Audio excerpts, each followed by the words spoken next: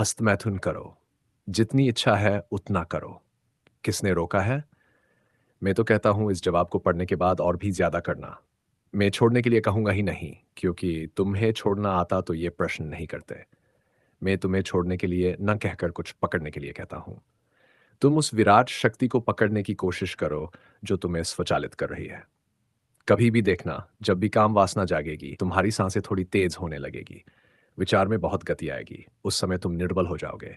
उस निर्बलता को दूर करने के लिए और स्वयं को काबू काबू में रखने के लिए उस विराट शक्ति जो ईश्वर ने बनाई है, उसे उपयोग में लो। वह शक्ति पंचतत्व में विलीन है। पंचतत्व अर्थात अग्नि, वायु, आकाश, पृथ्वी और तत्व से ही तुम्हारा शरीर बना है। जब भी किसी तत्व का मिश्रण कम ज्यादा होता है तो इसका प्रभाव शरीर और मन पर पड़ता है, जिससे कई रोग उत्पन्न होते हैं। स हस्तमैथुन एक मानसिक नशा है।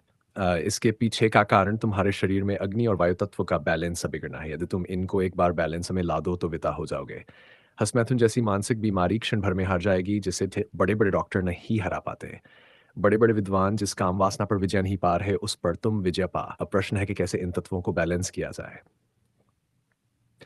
हमारे वेद विज्ञान और आज के विज्ञान में हमारे हाथों की पांचों अंगुलियों में पंचतत्व का समावेश है, जिसमें अंगूठा अग्नि है, उसके आगे वाली अंगुली वायु है, उसके आगे वाली बड़ी अंगुली आकाश है, उसके आगे वाली पृथ्वी और सबसे छोटी अंगुली जल है।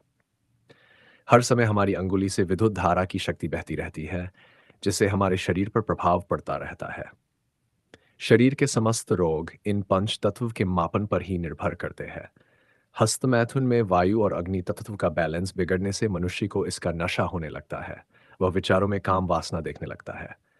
इसलिए उस समय अपने अंगूठे जो अग्नि तत्व है और उसके आगे वाली अंगुली को मिला ले तो उस प्रवाह शक्ति से काम वासना पर विजय मिलेगी। शुरू शुरू में तो लगेगा कि इस प्रयोग में कुछ लाभ नहीं हुआ, परंतु कुछ ही मिनट अथवा समय में आपको वासना दूर जाती मिलेगी। और और आपके तत्व जैसे ही बैलेंस हो जाएंगे तो हस्तमैथुन सदैव के लिए विदा ले लेगा। ये साम वासना चली जाएगी। पहले ने ही बताया है। एक बार मैं जालोर गया था, वहां किसी युवक को यही समस्या थी। लगभग उसने सारी प्रतिभा खो दो थी। मैंने उसे कुछ भी छोड़ने के लिए नहीं कहा। मैंने सिर्फ उसे दो ही चीज दी। और कुछ महीनों बाद उसका कॉल आया और कहा कि एक बार पूर्ण चालू किया था, कुछ दिनों बाद तो शर्म से लज्जित हो गया और बंद कर दिया। कभी कभी तो लगता है कि आखिर कैसे ये काम वासना में लोग इतने तृप्त है।